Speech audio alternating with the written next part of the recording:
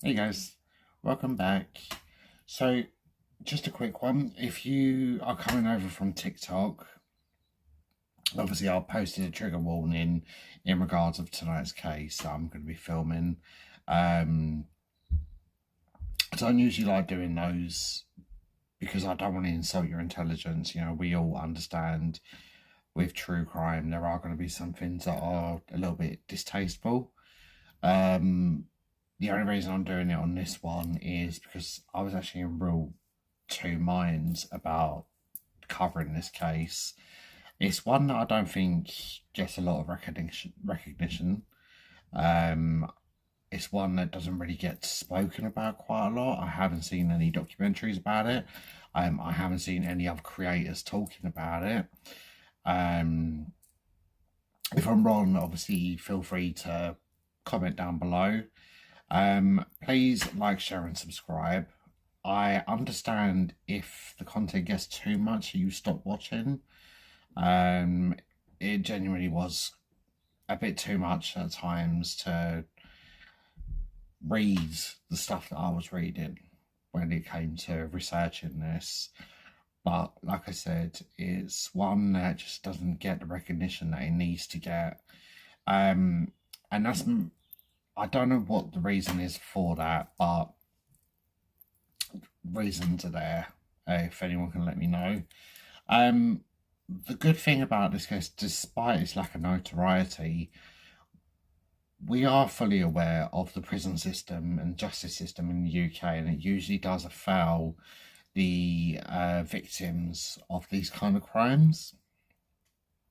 You'll be pleased to know that despite initially the perpetrator receiving quite a lenient sentence, he has been fouled and refused parole a number of times. Obviously, we're going to get back into that in the story, and there's a strong possibility that he will die behind prison bars.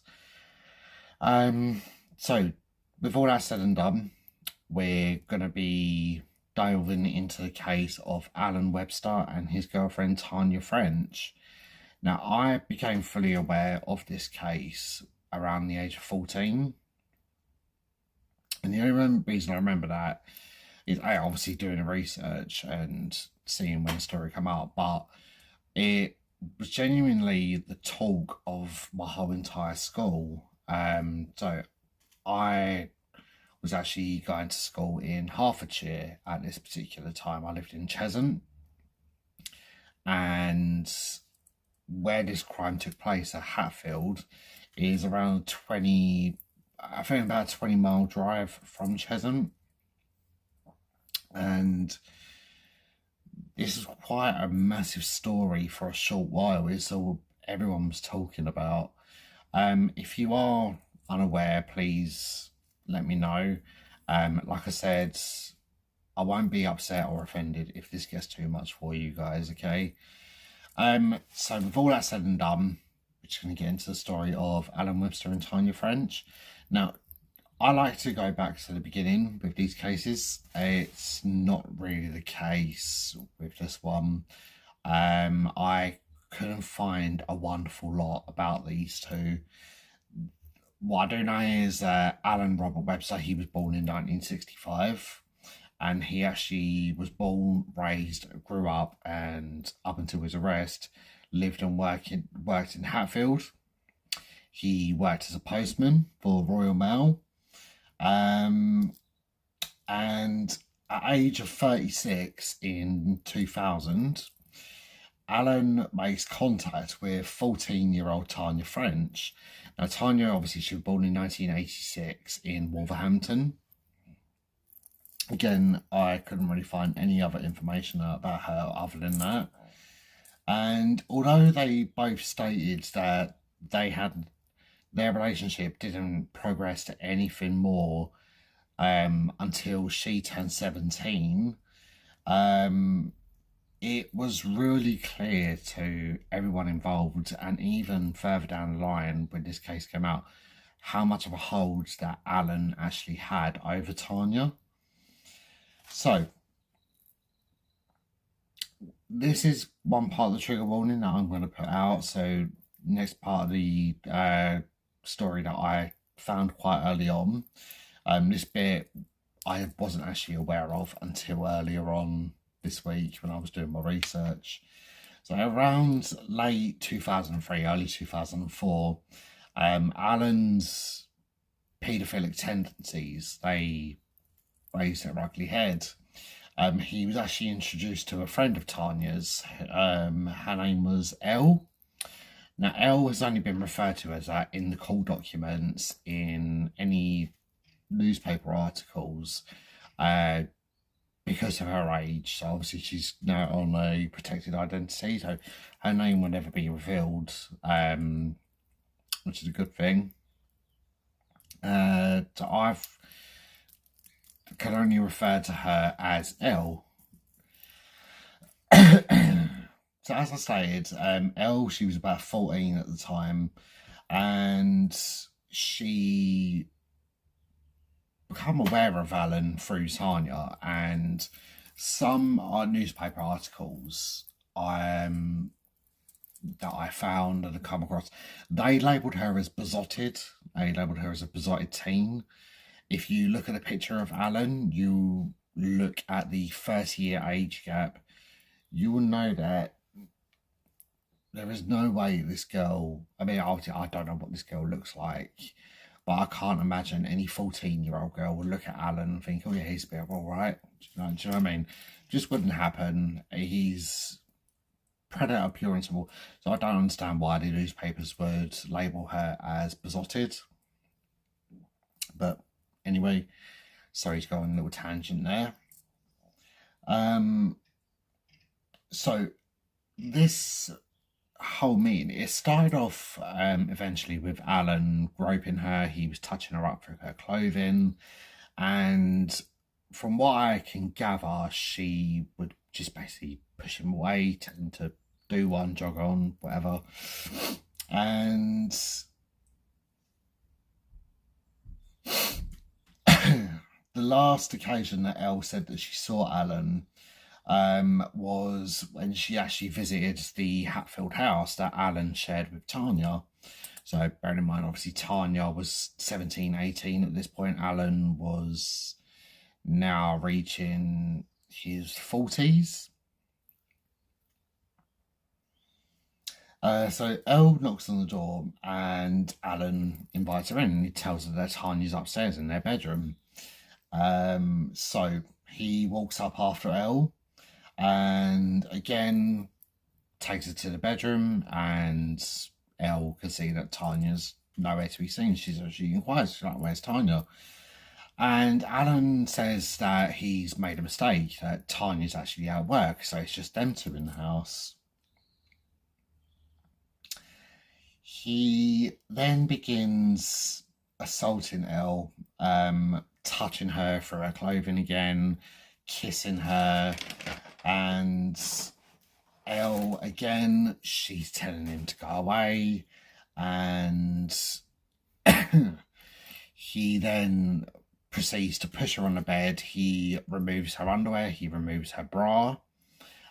He then performs oral sex upon Elle, inserts a finger inside her, and as quick as this happens, he stops.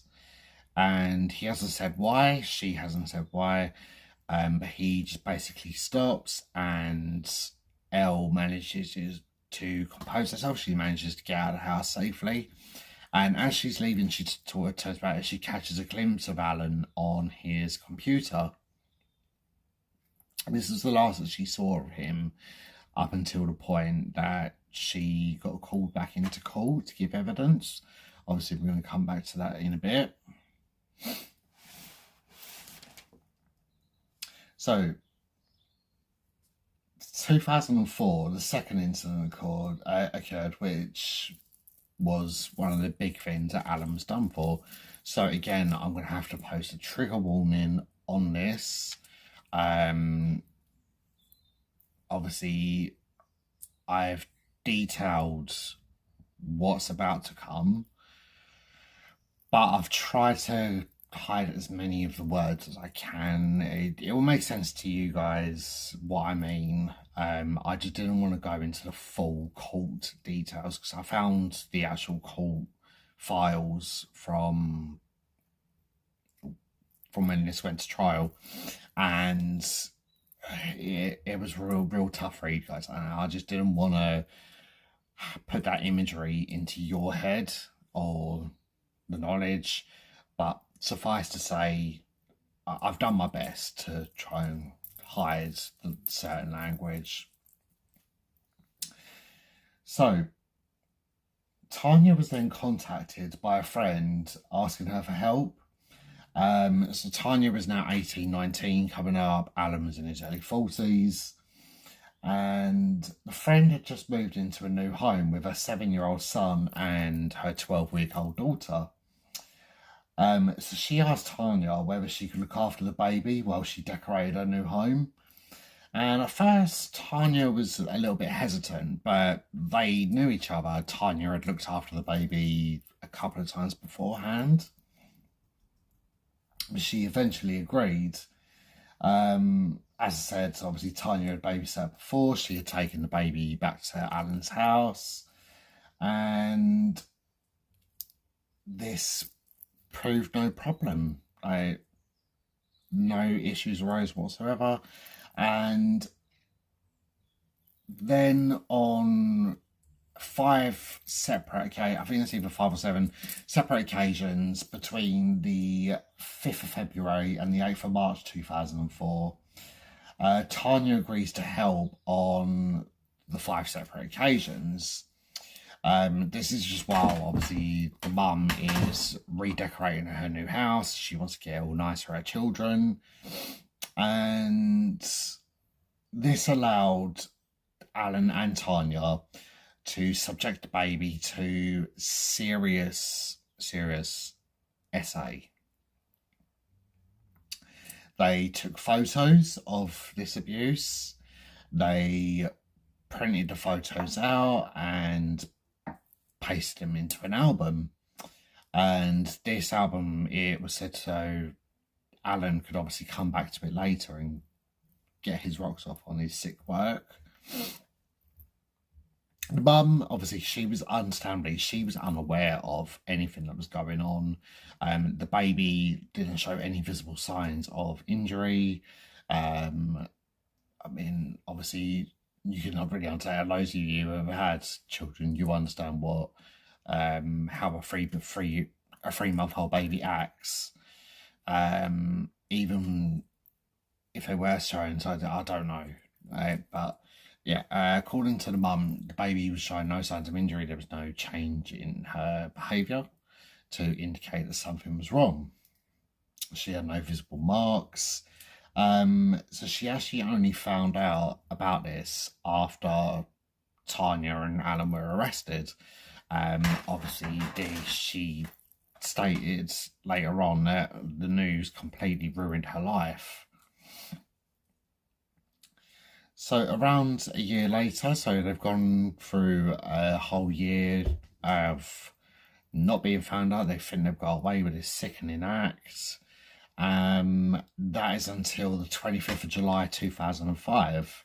So Alan, he was arrested after police were made aware of suspicious activity on his computer. So that could be obviously that he was downloading something he shouldn't have, and the broadband provider or network provider, whoever he was with at that particular time, AOL was a big one back in the day. They may have notified the police about this activity. No matter how confident and clever these people think they are, there's always someone that's one step ahead of them. And I assume, I can't be 100%, but I assume that was what the tip-off was. So the police receive this tip-off, they go to the house, they seize his electronics, and whilst they're searching the house, they come across the photo album. And the photo album was actually hidden under the bed. So these photos also show Tanya she had also been involved in this abuse, and this led to her also being arrested. So the police then had to view, obviously, the material that was on the computer. They had to view the photo albums, and the photos clearly showed Alan and Tanya's faces. So there was absolutely no way that the pair of them were able to deny what had happened. They had no choice but to go guilty. This obviously meant that it spared all the families and everyone involved the ordeal of a trial. It could literally just go to court and be done with. They would get their penance, they would get their day in court. So on the computer itself, police found over 2,225,000 images. Only 9,000 of those were actually examined by the police, and 7,376 of these were deemed indecent. 918 of these deemed to be Category A. So Category A, for those of you who don't know, who are not in the UK, we have a grading system when it comes to indecent material. Category A would be deemed as penetrative action between adults and minors. Category B would be non-penetrative action between adults and minors. And so 918 were deemed Category A, and 523 of these were deemed Category B.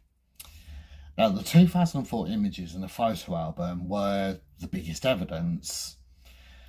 So again, like I said, obviously I've tried to disguise as much information as I could. Obviously, I wanted to talk about some of it because they go into proper detail in the court case. I wanted to talk about some of it, but I'm trying to not use the words that they used in the court case. So obviously I am going to post another trigger warning here, so if you have got this far and you want to learn more, then carry on watching. But if it's too much for you, I completely understand. You can switch off now. So some of the images, they showed Alan kissing the baby on the mouth, placing his tongue inside her mouth.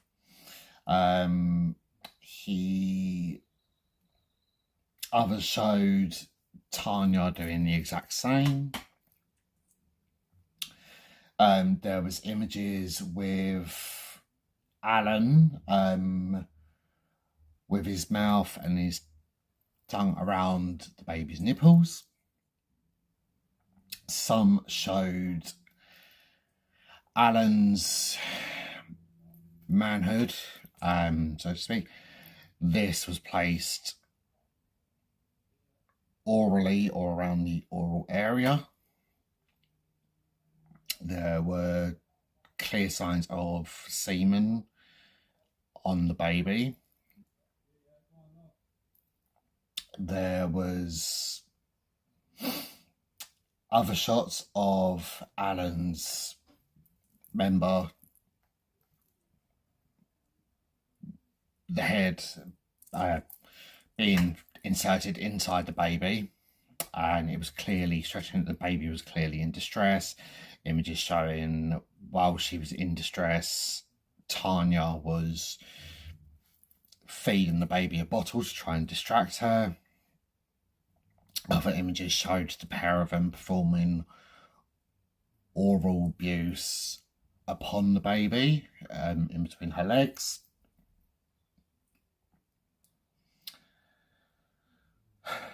Some of the shots with Alan's penis in it had Tanya's hand holding it in place. And obviously, like I said, there were clear images of the baby in clear distress and Tanya trying to soothe her. So So police, they then had to ascertain who this baby was, like who was baby were they looking after. And in interviews, they got the information needed. So obviously, sadly, they had to go and inform the mother of what had happened. So the baby girl, she was now a year and a half old. She had to be medically examined.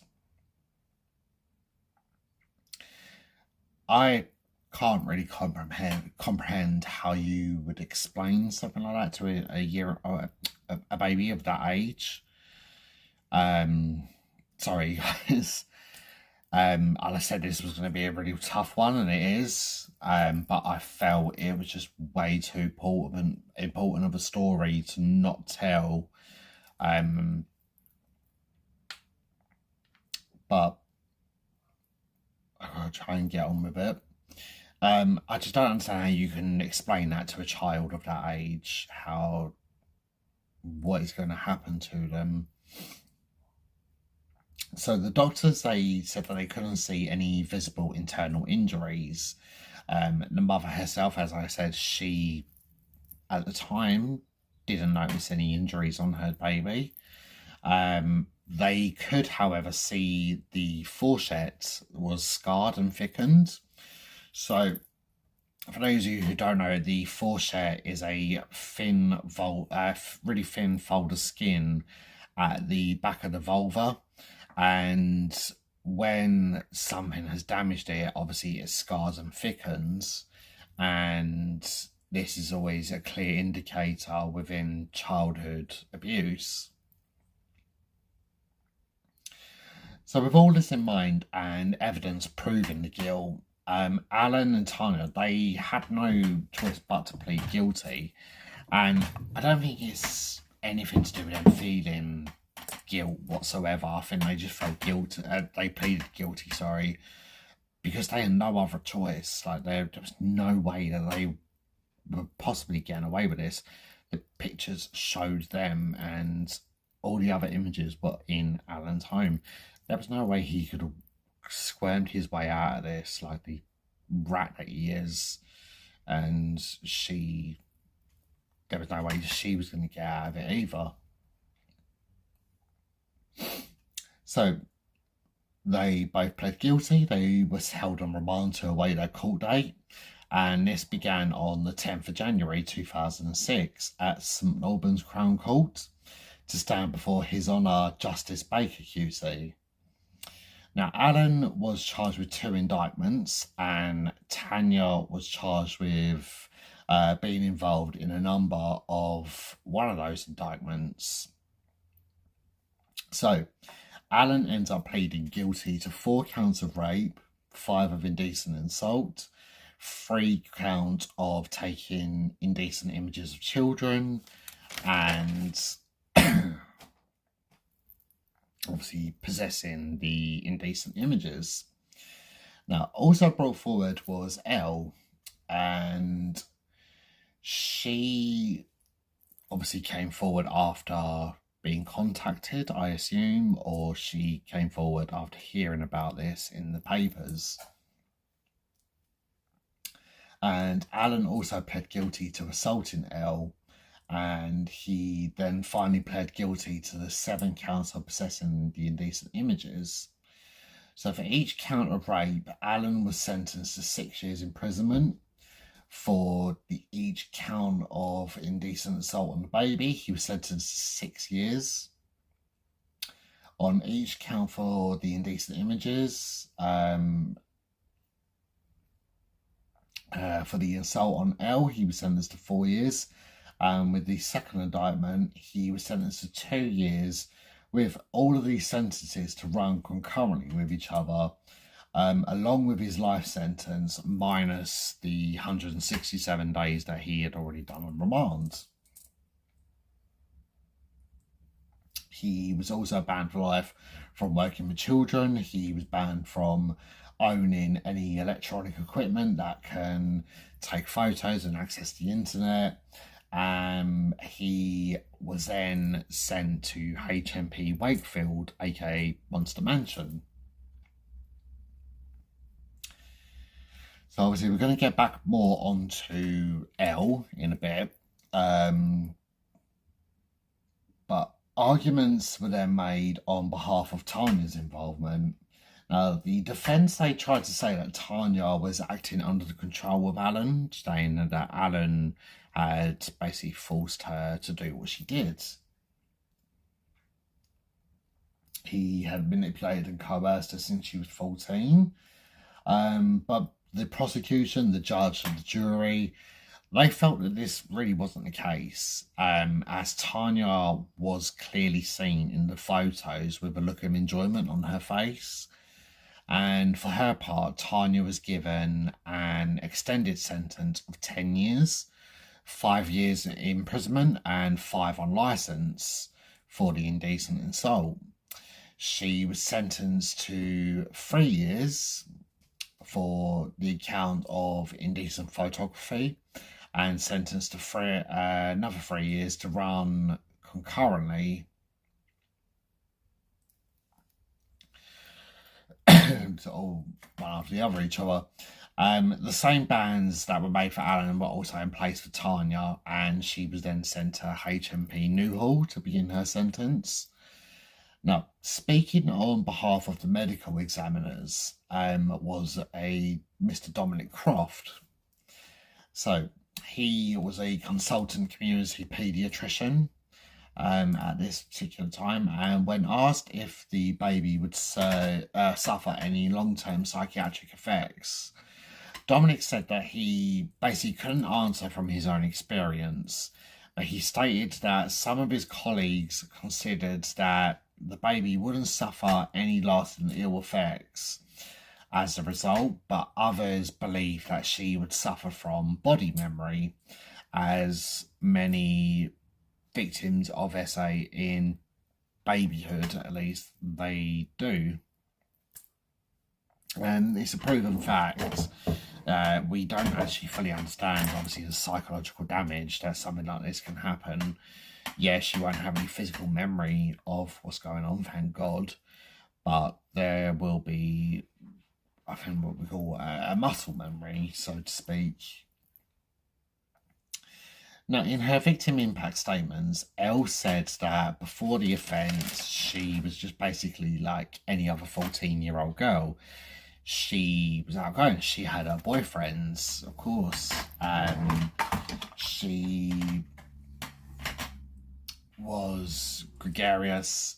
But since the assault from Alan, she could now not even be alone in the same room as her brother. She experienced anxiety, she's experienced panic attacks, she had difficulty sleeping, she had nightmares, and she was put on antidepressants for 9 months after the assault. And this is my issue with the newspapers labelling her as besotted. Does that really sound like someone who was besotted? Why would I don't understand why they would actually sit there and print that out. So upon sentencing, the judge said that these offences were committed against the most vulnerable victim it is possible to imagine, a little baby. Now, much of what you did was photographed, so you had a record of yourself living out your depraved fantasies.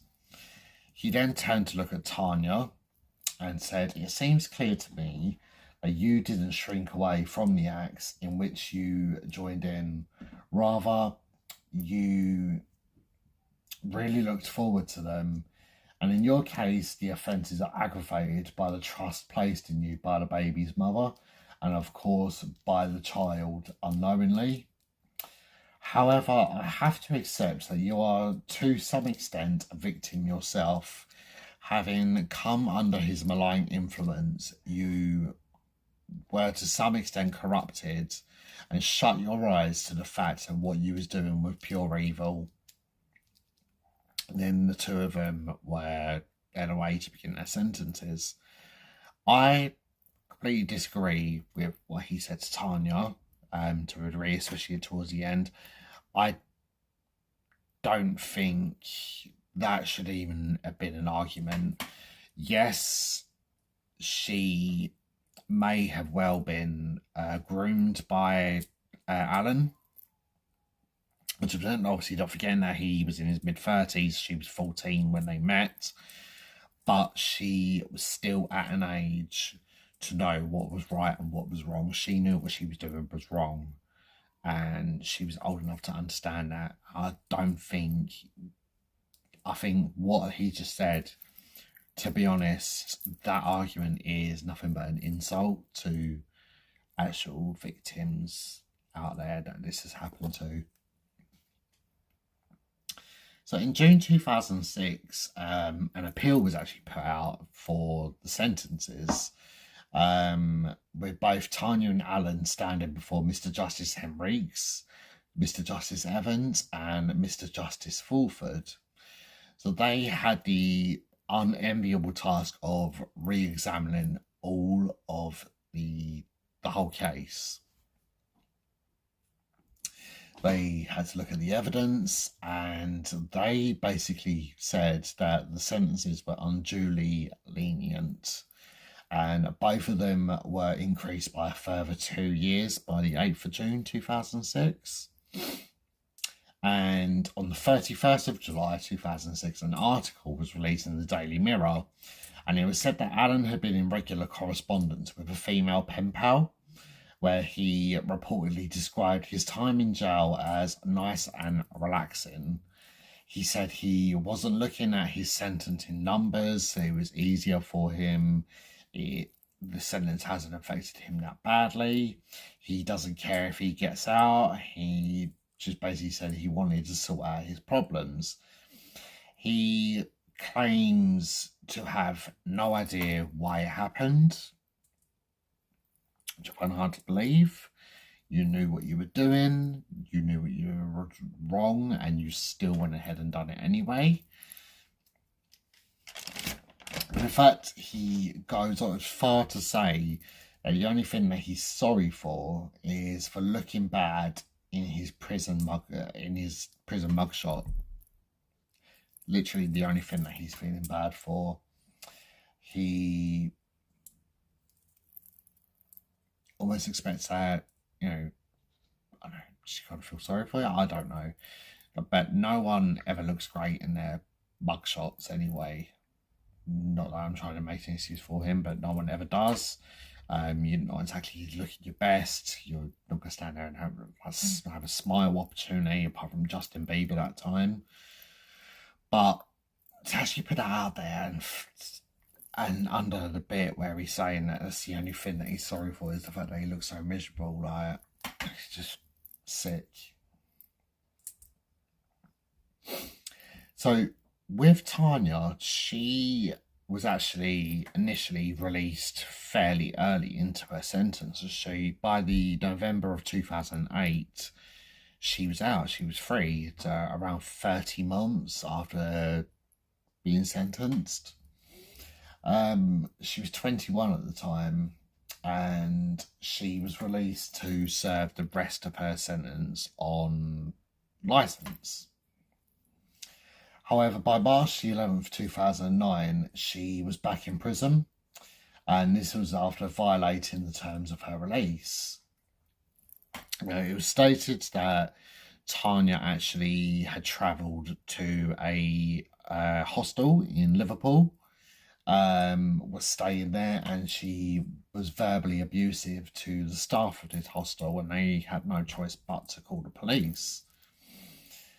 May 2013, Tanya was again free, and photos of her were leaked to the newspaper, where she had gone away to Burnham-on-Sea with her family, to stay in a caravan park.